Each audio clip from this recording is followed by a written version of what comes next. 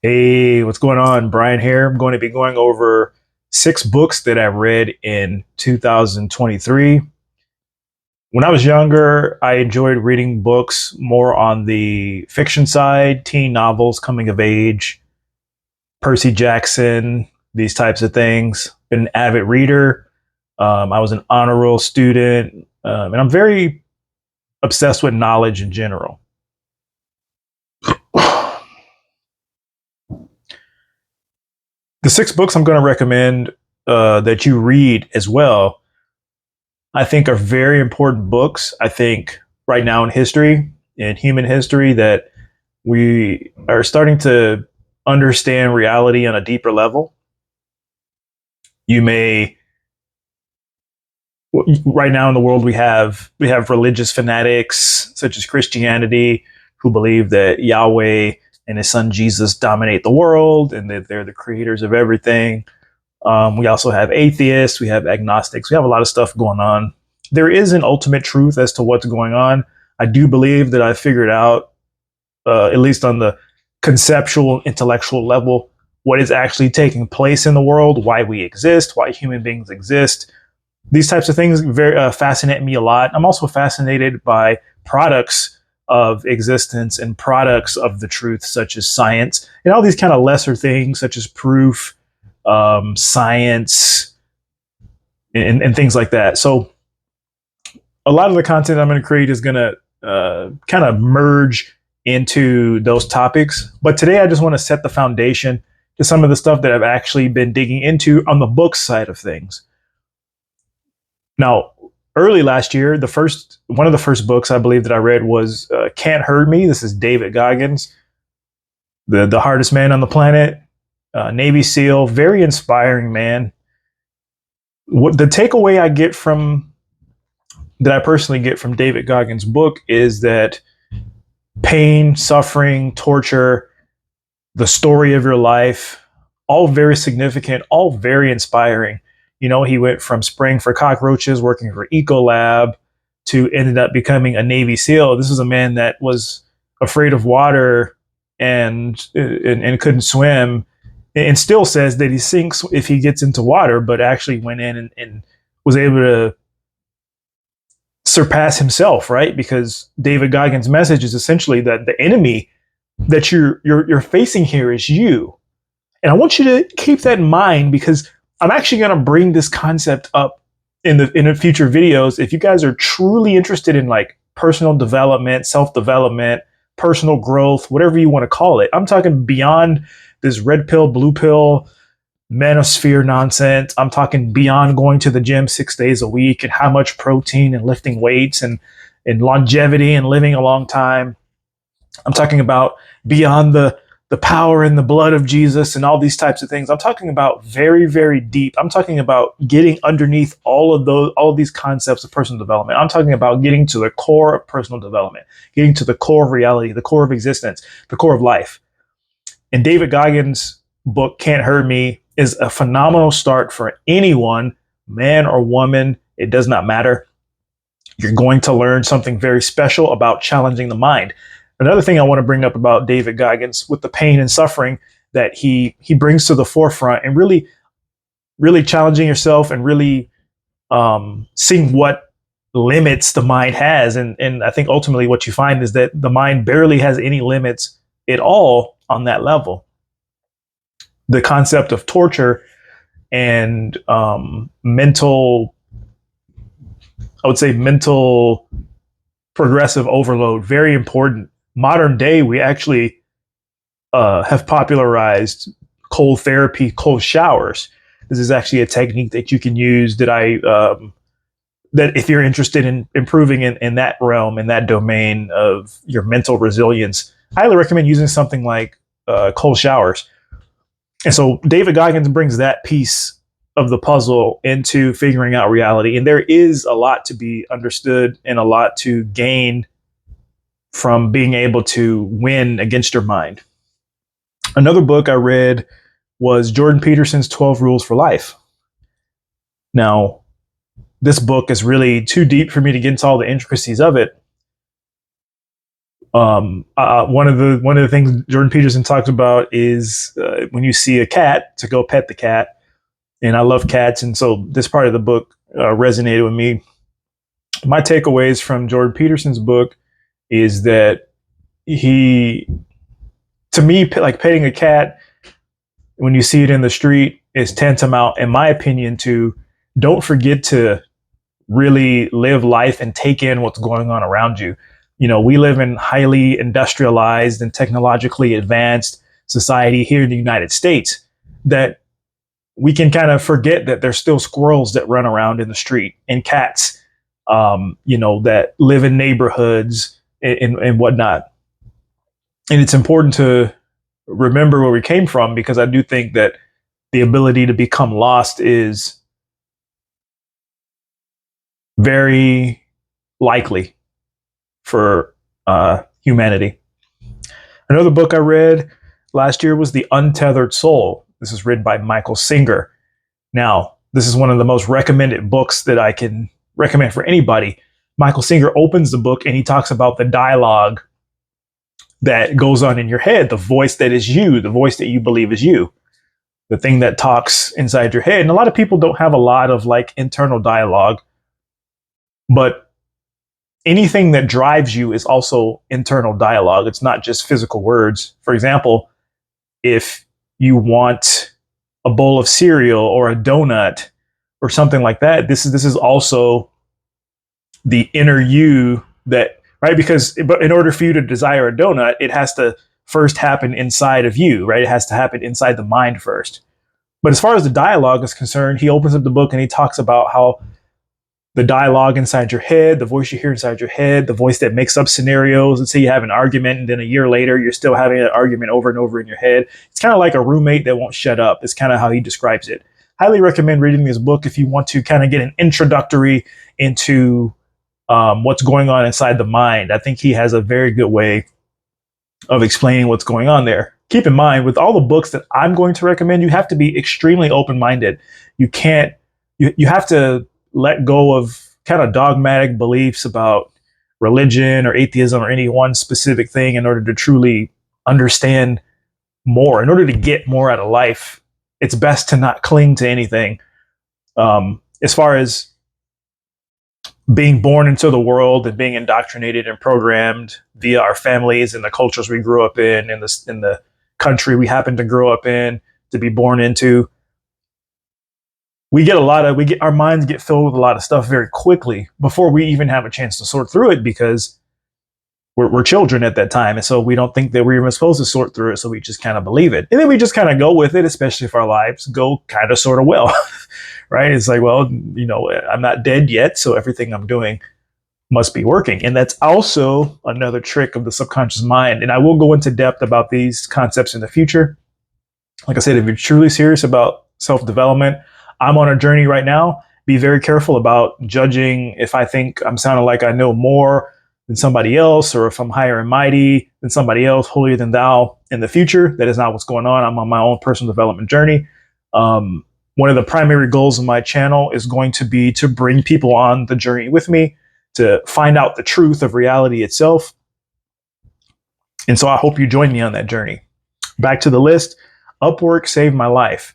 This book is not really, technically it is, everything is technically in some way self-development. This book really opened my mind to being able to get out of the 9-to-5 world and actually genuinely pursue something true to me, right? And I'm talking about the body, like you in your life, whoever you think you are, that person has some skills that other people need.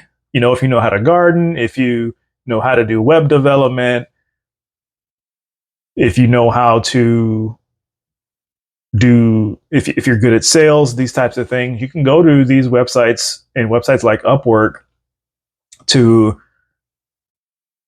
set your rate on a skill that and then people will hire you in order to do that stuff for them because they don't know how to do it. You don't have to be trapped in a 9-to-5. I have a lot of friends in my past that I've worked with in 9-to-5 roles. And I'll go into my personal history in the future and future videos about the 9-to-5 and just kind of my upbringing and and whatnot. But a lot of people, a lot of friends that I have, they're my age, and they're kind of still stuck in that, and they don't realize that there's ways out, and that there's a world outside of the four walls of where you work at. So Upwork saved my life. I think it's Adam Palmer or Chris Palmer. Adam Palmer, I believe, is the author of it, and he goes into detail about his life. And man, I highly recommend you read his story. It's very inspiring, and it's really just a true reminder to not lay down in this life. This is like a video game. This reality we're in, existence, is like a video game. And I highly suggest you treat it as such. I highly suggest you wake up every day and you remind yourself when you're getting ready and you're putting your pants on for work and you're brushing your teeth that, hey, you don't have to do that unless you really want to do it. You can get up and you can actually set the course of the rest of your life. And yeah, it's going to hurt. I'm not telling you to go quit your job or do anything like that. What I am saying is that you can do that stuff. And I'm saying that you'll probably be fine, right? It's not going to be warm and cozy. You're not going to be eating all the food you like to eat for a little while. I won't go too deep into that. I'll cover that in a future video, but it's very inspiring, and it just essentially wakes you up. Upwork saved my life. So check that book out. Another book is The Social Strategist. This was written by Lucio Buffalmano and Ali Scarlett. I read this book because I always had a hunch that like there's just something deeper going on with humanity as far as like social interactions and people who become successful and don't become successful, and people who date more versus people who date less. And ultimately, the conclusion I've come to with these books and sources outside of these books, as I've been doing a lot of studying and research, is that all relationships, every single one of them, down to the relationship between you and your mother as a child, is highly transactional. And if you meditate on that, if you contemplate on that, you take an hour out of your busy life from social media and everything you normally do, and you contemplate on the fact that all relationships are transactional, you'll actually come to find that that's the truth. If you think about you as a child and you think about your mother or your father or whoever your caregiver was, if you think about it this way, if there were no laws saying that your mother had to take care of you and she simultaneously didn't love you, it's highly probable that you may not have been raised by her. You could have been thrown into a trash can. And we know that some children were thrown into trash cans and are still being thrown into trash cans. Because to certain people, if there's no value in a relationship, if there's no transaction, a worthy transaction that can be made, then there's no real relationship there. And I actually find it not depressing, but I find it freeing to understand that, because when you understand that, it actually helps you move forward in life in a way where you can better navigate work relationships, new friendships, old friendships, romantic relationships, pets, you name it, so on and so forth. So highly recommend that book. It talks a lot about social capital, basically the principle of transactional relationships, how to leverage yourself, how to build more social capital for yourself, which is basically how to be more worthy to the world around you, how to be more useful and have more value to offer. Because when you have a lot of value to offer, you can get what you want, what you need in your life in return. And last on the list, I have No Self, No Problem. This is written by PhD in neuropsychology, Chris Neibauer. This is the last book I read of 2023. I actually had two more I was trying to finish reading, but I won't mention those since I didn't actually finish them yet. This book, the No Self, No Problem book, he also has a workbook. So technically like two books. I highly recommend reading both of them. This dives into the title, the subtitle of it is, I believe, Buddhism or spirituality and neuropsychology. Science is actually catching up to what some of the Eastern traditions already know about what life is and what reality is and how the universe was created and how we can exist in all these types of things. Because I think we take for granted existence because we've become so comfortable. We have, in the United States, for example, we have most of our pleasures and our basic needs kind of taken care of, right? We don't have to actually raise chickens or hunt deer. We just go to the Walmart. We go to the local Kroger and and we just buy the chicken or the whatever we're buying at the store. But this book dives deep into the neuropsychological science, which talks about the left and right hemispheres of the brain. And I'm going to go into each of these books individually in separate videos as well, so that you guys can kind of get my overview, and maybe I can lead to some sales for some of these books for these authors. These are very, very good, but he basically just goes into detail as to how the subconscious mind and the unconscious mind, the left half of the brain, actually is responsible for most of the suffering on Earth. In fact, from what I've been researching, it turns out that essentially almost all suffering is actually created by ourselves. And that can be a hard discovery. It can be something that's hard to internalize and hard to accept, because humans, the course of the way that reality has gone, we tend to actually believe that a lot of things happen to us, and we seem very disconnected from our own suffering, from our own pain, and from our own problems, and hardships in life. And it actually turns out that we're deeply and intimately connected to, in some cases, like we're actually the direct cause of a lot of those things in our own lives. And if you're hearing that, you may actually be feeling some resistance. You may be wanting to click off on the video. You're thinking this guy's crazy. He's talking kind of fast, all these types of things. But that's the mind. That's literally the thing that we're talking about. It's been messing up your life. It's going to do anything it can to make sure that you don't receive this information well. And so if you don't understand what that means yet, that's totally fine. Like I said, I'm going to explain it in future videos. It's going to be very important that you don't do too much judging of me or yourself. That's going to be one of the biggest traps you can fall into when you're going into self-improvement and personal development. The mind is very sneaky. It's a needs meeting machine. It's an association making machine. And it's doing both of those things right now as you watch me make this video.